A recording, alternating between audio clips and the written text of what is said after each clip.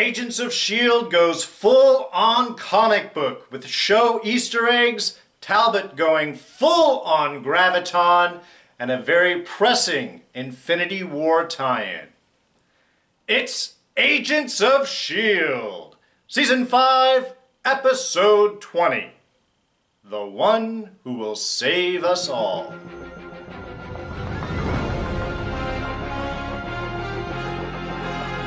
Hey everyone, D here, and welcome to this week's review of Agents of S.H.I.E.L.D. So yes, of course, lots of spoilers ahead.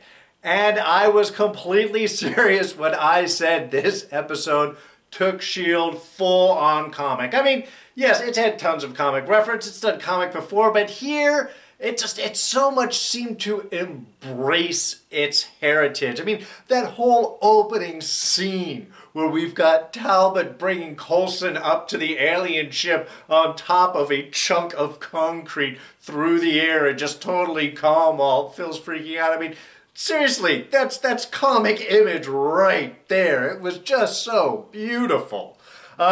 Plus, we get tons of excellent little references and callbacks to both the comics and the show, which I thought was just fun. Again, it was like all of these little moments. You could see almost a little corner, little scribble that it's like, see Fantastic Four number 107, you know, in the upper corner. It was great. We had, of course, the Odium back with us. And freaking Odium, man.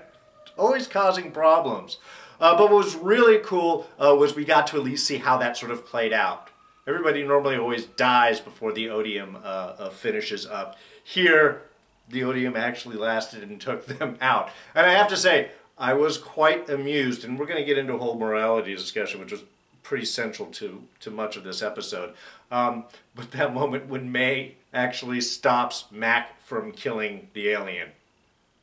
How often are you going to see that? May is asking Mac to spare the life. Just a great reversal.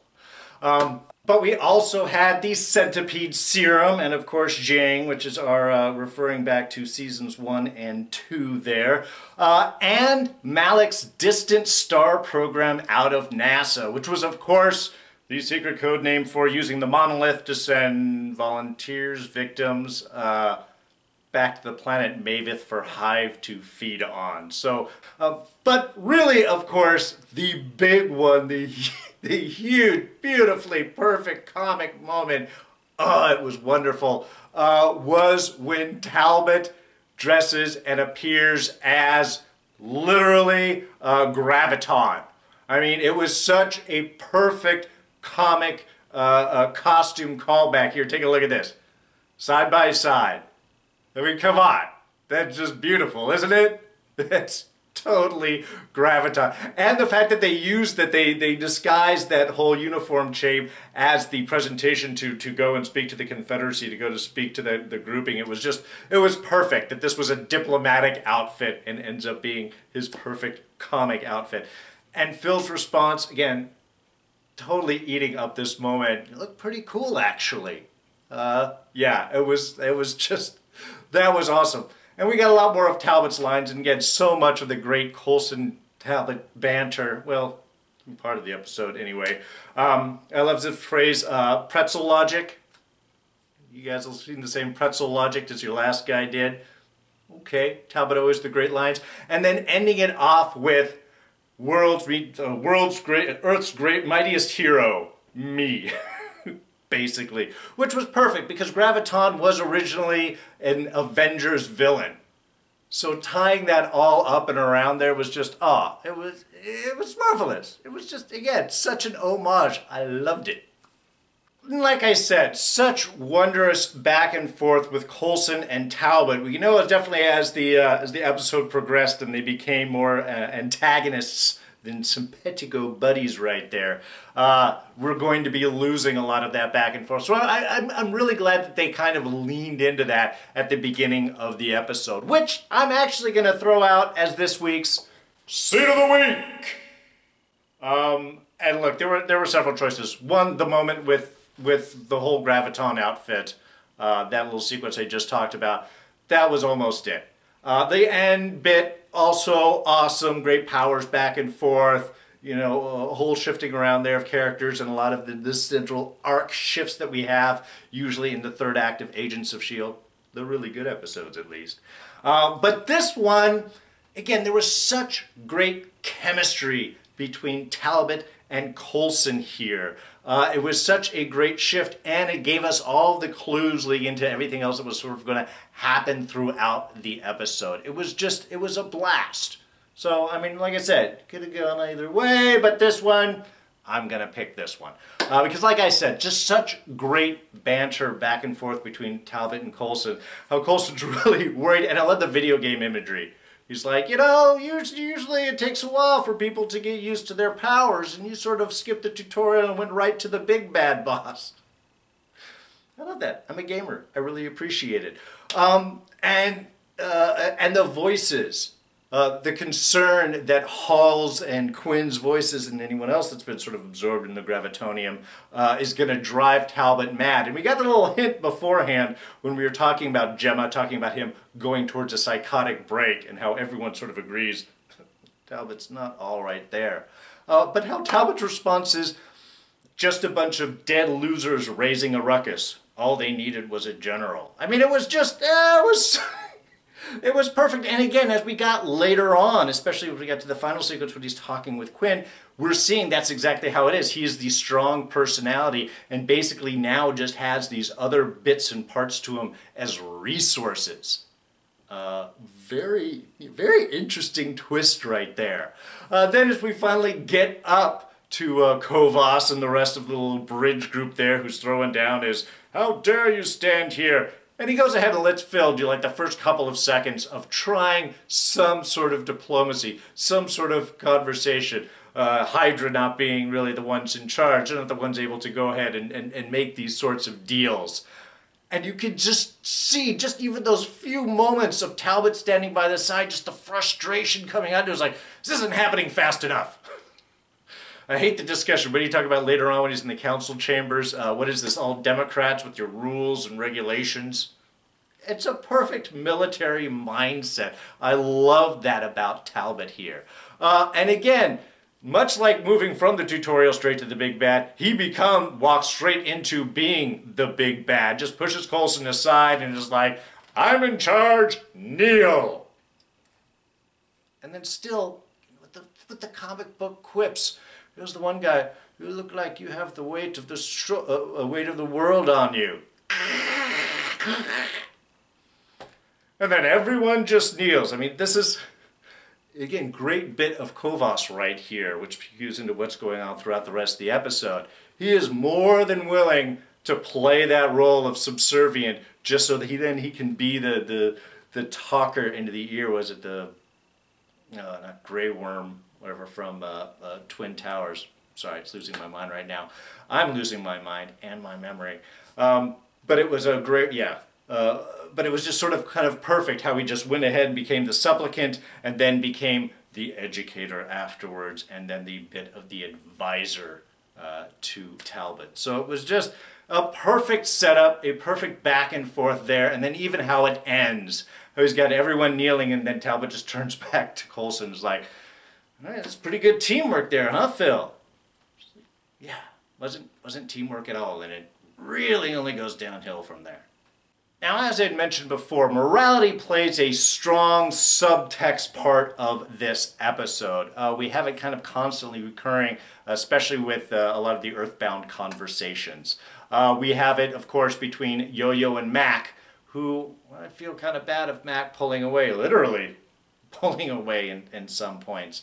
But with that difference between what are we supposed to do and what do we have to do. The same thing fills up with Fitz later on, the discussion about sometimes sacrifices are needed, but is that who we are? Is that what S.H.I.E.L.D. is? Do we make those choices? We also have it recurring out between Daisy and Gemma about the whole Centipede program. Gemma obviously seeing ethical and moral issues with diving back into the Centipede issue, whereas Daisy's simply talking about, are you here to save, do you want to save Phil or not? It's a black or white question. We got to do this or we do this. And that even kind of occurs between Fitz and Simmons later on, who are looking at the same Centipede program, both knowing that this isn't necessarily the right thing to do, and yet willing to kind of push through it. As Gemma says, you know, it's easier if we just don't talk about it. And that kind of is where the morality sort of lays in this issue, in this episode. They don't really come to the conclusions about it. I mean, yes, in space, Coulson is trying to be the moral center for Talbot. You know, that doesn't necessarily go well. Certainly not involving Hale in any of that discussion.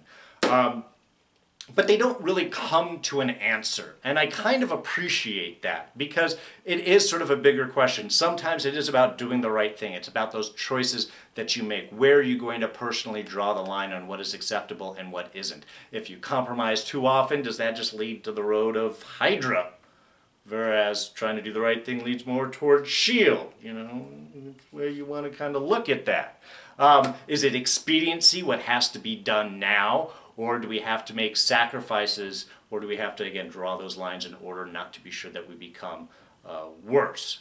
Fitz, obviously, he's still dealing with some of the framework feedback there, and that whole experience, which, again, also a hurtful statement from Mac to Fitz about you need to be fixed. What's wrong with you needs to be fixed. It's not an answered question, like I said. I'm glad that they don't. But that they are leaning for it, that we do have the characters that are actually asking these questions, and what is important, and what is it that you should, where should you draw the line between being, well, a hero or a villain? And of course, one of the other main conflicts in this episode, a short one, and again, another beautiful comic bit, was the Yo-Yo Daisy encounter there. The two girls fighting until Mom's gotta break them up. That's exactly how you guys read it too, right?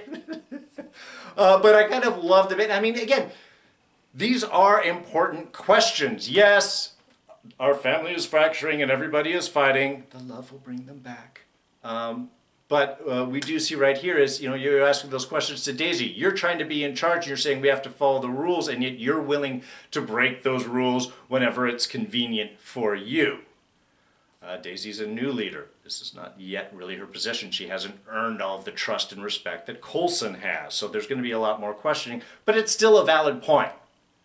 And of course it leads us to our great little power battle back and forth there. My favorite part of that, though, is just when Yo-Yo steals the bag. It was just, again, that was one of those just perfect comic moments where they're arguing and she's like, what's in the bag? Shh. I can grab that. Just next thing you know, she's just taking a look inside. Oh, I loved it. The fight afterwards, I mean, it's obligatory. I'm glad it was short. I like Yo-Yo going in and doing the multiple hits before popping back. Quake, of course, she got her Quake power. A lot of imagination right there. And then, of course, again, Mom coming in and breaking it up because they got better things to focus on.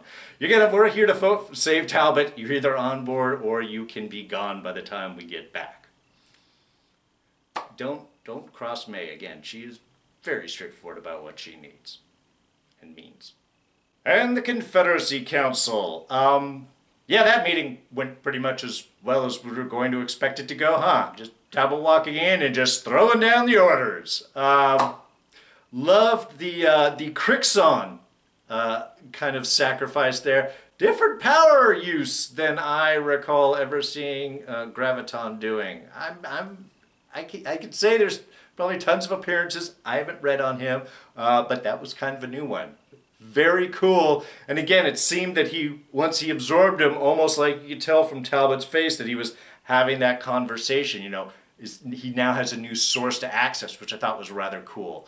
But really the big reveal in this one was our Kree member of the Confederacy, who as soon as he raised his voice, it was like, oh, is that Papa Cassius? And yes, it is. Tyrion Cassius himself.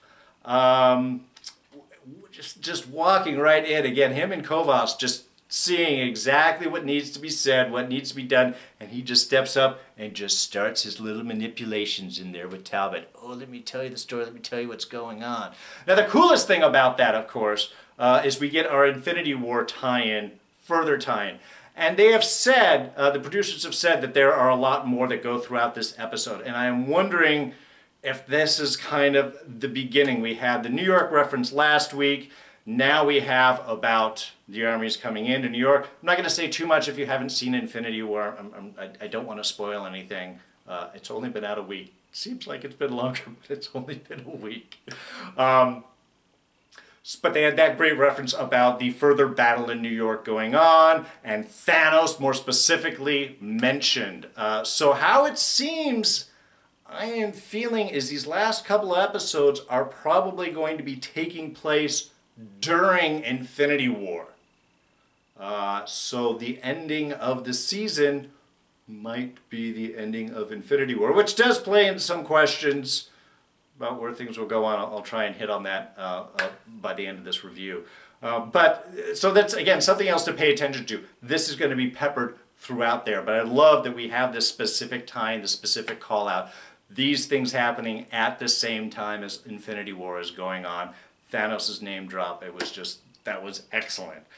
But we also know that Tyrion there is, well, instructing Kovas, who is now just being the little worm tongue right into Talbot's ear there, which pretty much perpetuates our whole final sequence. All right, and our final bit. Again, a beautiful scene, definitely contender for scene of the week.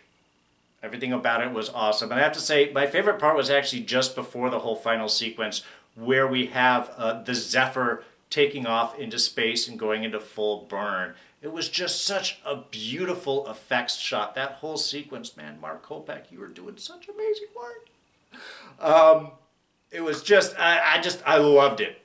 Really, that was like another contender for scene of the week. Just that small little bit of the ship coming up and turning and firing right up and going up, and the shots through the clouds and everything. It was just beautiful. Just right, again, right out of a comic book, right out of the pages. But we get to our final sequence. We've already had Talbot turn on Phil, which we knew was going to happen, which of course all about Hale. And yes, I like some of the stuff that we had with Hale. When Coulson goes in and talks with her, and she's all apologetic and understanding, it's looking back, showing contrition, showing remorse, I just want to do the right thing, just want to be part, I want to help. You know, there was a moment, again, of potential redemption going on with Hale. And in a way, it did sort of play out. But as usual, it's not a straight shot with anyone. Hydra, even if she regretted it, being Hydra and losing her daughter and doing all this. Because when we get to that end part, and we have Coulson, again, desperately just trying to, like, Talbot, man, back off. It's S.H.I.E.L.D. They're here to help. They don't know everything that's gone on. We just left. They have to do catch-up. I mean, he didn't go into all that, and that might have helped, but Talbot's not really listening here. But this is that constant, the back and forth, that old relationship of Talbot, which hasn't always been buddy-buddy. There's occasionally antagonistic. That old stuff coming out. Plus, we also have Hall and Quinn inside him yelling and screaming, and we know that Quinn hates Coulson. I mean, Hull also, but Quinn blaming Coulson. Coulson's the one that shot out the glass underneath him, which dropped him into the Gravitonium. So, not a lot of love going on right there. And the fact that the scene kind of opens up, in fact, with Talbot talking to Quinn to confirm where the Gravitonium has come from. Yeah, it's in the crust of the Earth. That's not going to end well, him going in to get that. Sounds all sorts of bad. But that was another great bit. Again, using the interior voices as resources, I thought was just excellent. But then, of course, Hale has to embrace her Hydra roots and go ahead and turn on Coulson. I know it was just for a moment, but still, it was those perfect things like, man, you gonna back me up here? No, he said he was gonna do it, and I tried to warn him. I'm just, oh man, come on, seriously? But just such a great double twist right there. We have, of course, Hale attempting to use compliance, the Bakshi method, against Talbot to try and use that programming, which I guess is the last final desperate move. That's all you got. Sure, that's what's going to fall back on. It's proven to be reliable in the past, but now with Talbot in this mindset and multiple minds kind of going on at once, and yeah, compliance not working, which is where we say goodbye to Hale. had a great run. You were a good villain. You know, you had your ups, you had your downs, you had a little bit of contrition. You tried to do the right thing finally at the end to try and save Earth.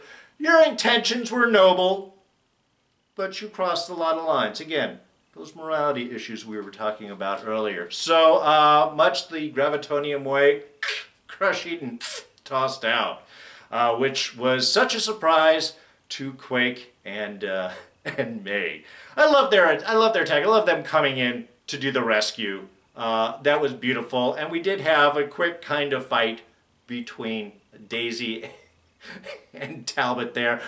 Talbot just kind of standing there. Sure, he got pushed back a little bit, but he looked like he was just sort of waiting for you, like, are you done yet? No? Ah! And May, no choice but to surrender. The whole mission has been to save Phil.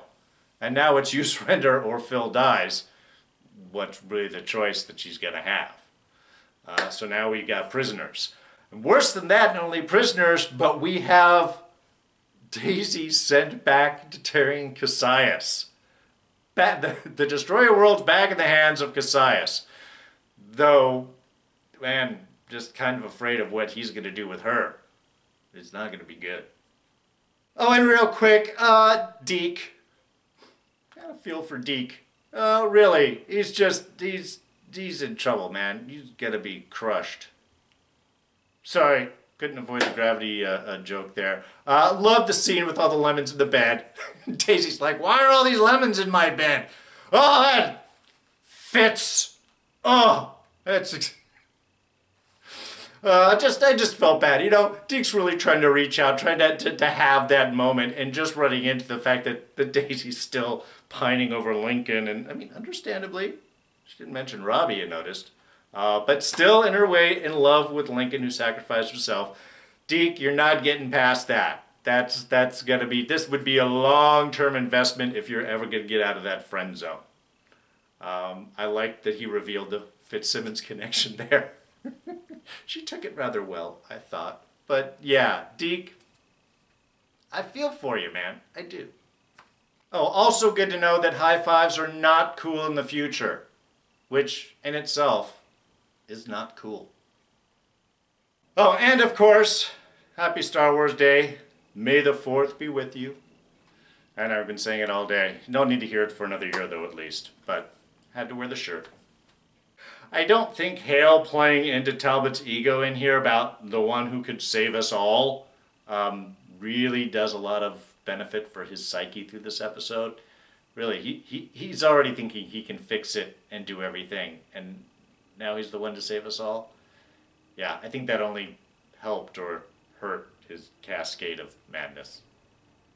Alright, well I think that pretty much covers everything, all the big stuff at least. Now, before I go, like I had said, the Infinity War reference that we had with Thanos this episode is supposed to just continue throughout probably these last couple episodes. There's going to be several references. And if the idea is that the last couple of episodes here are happening during Infinity War, that means we're going to run up into kind of an interesting issue at the end of the season, especially if we're working in for next season. Again, I don't want to get into spoilers, and everyone knows that big stuff happens in the movie. But let's just say, for those that you've seen it, if this ends in a way that Infinity War does, 1, ouch. 2, what does that mean for next season? And I say next season because they keep calling this the season finale. They're not saying series finale, it's already May. Lots of rumors that this is getting picked up for season 6. It just hasn't been announced. We should hear something within the next week. Actually, they may just wait and do it all the way up into the finale, which would suck. It would suck. But Avengers 4 is supposed to be the sequel to Infinity War. It's going to take place afterwards, but that doesn't come out until May of next year. So what does S.H.I.E.L.D. do in the interim? Do they have to live inside the time between movies? Is it supposed to be like a week or 2 weeks or a month? I don't know how much time is supposed to separate between Avengers 3 and Avengers 4. So it's going to pull up some logistical issues. I mean, in some ways, the time travel season would have been better served at this point, I think, going into 6 between these 2 episodes than right now. But we're just going to have to sort of wait and see where this all plays out. They're definitely going to fix the timeline, I'm hoping, or there's really no point to any next season. But how they're going to tie this into Infinity War and what they're going to do in the interim between the 2 movies, a lot of questions and things I can't really bring up right now. So that's going to do it for us. Thank you so much for joining me on this review. And if you enjoyed it, please go ahead and hit that like button. Thoughts, ideas, comments, you know where to put them, down in the section below. Love hearing from you guys. I read everything. There's so many of you, there's so many comments, it's actually hard for me to keep up. So please forgive me if I can't get to all of them. I do try with the free time that I have. So really, I read them all though, so please keep them up. I get a blast hearing what everybody is thinking. You can always catch me on Twitter and Instagram, of course. I am at Darren Jakes. And as usual, subscribe if you're not a subscriber. Got a lot of great reviews, even though the season's ending. We're doing great of other shows. We'll throw a couple other here you can check out. I think you'll like them. Anyway, that's going to be it for me. I'm D, and I'm out of here. Catch you guys next time. Bye-bye.